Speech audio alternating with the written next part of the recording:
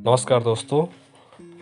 आज पहली बार मुझे अपने घर ज़िला बागेश्वर से वापस लौटते वक्त, दिल्ली लौटते वक्त और बागेश्वर की दूसरी तरफ चंडिका मंदिर की तरफ से आने का एक अवसर मिला। तो मैंने ये पल थोड़ा-सा आप वीडियो में रिकॉर्ड किए हुए हैं।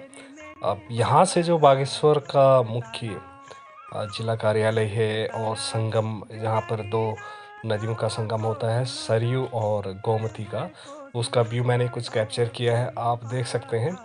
वैसे बागेश्वर ज़िला, इसकी अपना एक महत्व है यहाँ सांस्कृतिक और आध्यात्मिक दोनों दृष्टि से।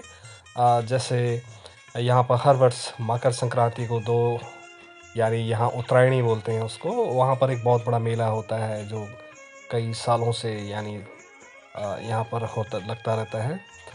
और उसके अलावा यहाँ पर भगवान शिव का एक मंदिर है, बागनाथ मंदिर जिसे बोलते हैं। पौराणिक मान्यताओं के अनुसार जब हिमालय से नदी सरयू को निकलनी थी तो यहाँ पर मार्कंडेय ऋषि तप कर रहे थे।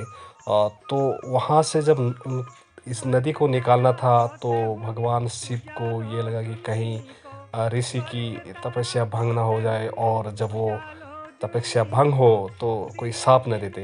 इन्होंने एक यहाँ पर आ, तो एक लीला भगवान शिव ने यहाँ पर रची थी। कहते हैं कि माँ पार्वती को उन्होंने बोला होगा कि आप गाय बन जाएं और मैं शेर बन जाऊं। और जब गाय शेर जब यानी शेर जब गाय को खाने के लिए जाएगा तो डेफिनेटली मार्कंडेय ऋषि जो है गाय के बचाव में आएंगे वहाँ पर, और इसी पीरियड में वहाँ से इस नदी को निकाला जा सकता है। ऐसी इसी वजह से इस जगह का नाम बागेश्वर पड़ा हुआ है।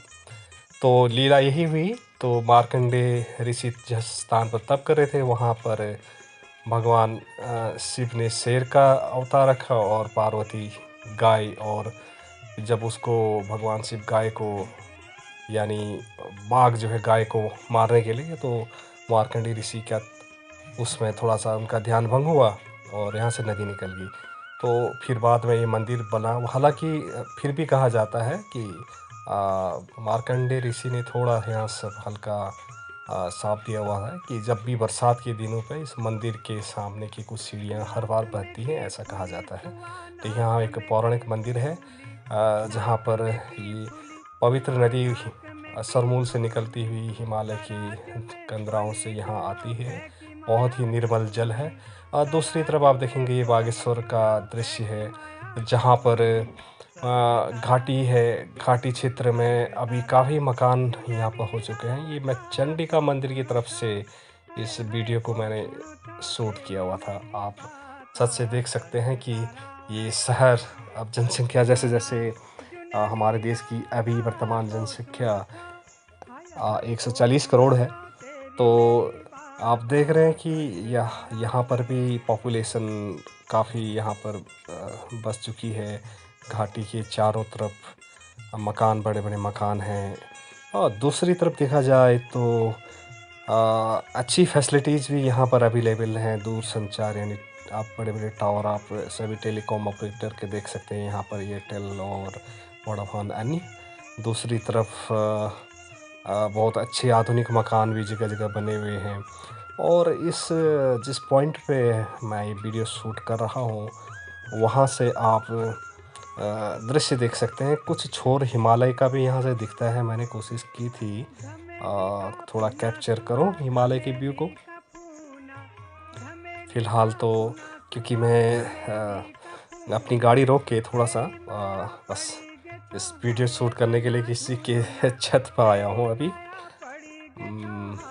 यहाँ पर टावर है और नीचे मंदिर दिख रहा है, और हिमालय भी आपको दिखा देते हैं। थोड़ा-सा हिमालय का व्यू है। एक चीज़ दोस्तों, मुझे बड़ा निराशा हुई इस बार जो है। हिमालय कई जगह पर वो हिमालय में बर्फ़ उतना नहीं है जो हम अमूमन देखा करते थे बचपन में, और नदी भी थोड़ी सूखती हुई। यानी सूखते हिमालय और सूखती नदियाँ कहीं न कहीं बहुत बड़ी चिंता का एक विषय है। ना हिमालय पे उतना बर्फ़ है, ना नदियों में उतना पानी है। यानी जल ही जीवन है, जल ही जीवन का स्रोत है। तो ये चीज़ें दोनों खतरे में हैं। हालाँकि अब मैंने नीचे उतरने का हम उतर रहे हैं ऊपर चंडिका मंदिर की तरफ से। इसको कहते हैं बागेश्वर बाईपास। तो धीरे-धीरे हम शहर के समीप आएँगे, जो यानी ये हमारा जो पूरा एक शहर को बाईपास होगा, बागेश्वर बाईपास। क्योंकि बागेश्वर की सड़कें बहुत चौड़ी नहीं है मुख्य जिला कार्यालय की, इसीलिए जब यहाँ उत्तरायणी का मेला होता है या कहीं किसी वीआईपी का आना हो, तब ट्रैफिक को सुचारू बनाए के रखने के लिए ये बाईपास का इस्तेमाल होता है। यानी कॉमर्शियल व्हीकल या अन्य गाड़ियों को यहाँ से निकाला जाता है। तो हम धीरे-धीरे अब बागेश्वर सिटी की तरफ अप्रोच कर रहे हैं उधर चंडिका मंदिर से। हम लोग आए थे यहाँ बालीघाट की तरफ से, फिर हमें पुल क्रॉस करने के बाद ये बाईपास से ऊपर आया कि लंबा है, 5 या 10 किलोमीटर एक्स्ट्रा है। अगर हम मुख्य जिला कार्यालय, मुख्य जिला जो स्थान है यहाँ से अगर आए तो ये करीब 4-5 किलोमीटर होगा। बाईपास से एरिया काफ़ी लंबा है। तो आप जैसे देख रहे हैं यहाँ पर गवर्नमेंट के कार्यालय भी हैं और लोगों के अच्छे-अच्छे भवन यहाँ बने हुए हैं। धीरे-धीरे नदी के समीप आ रहे हैं। ये सरयू नदी है।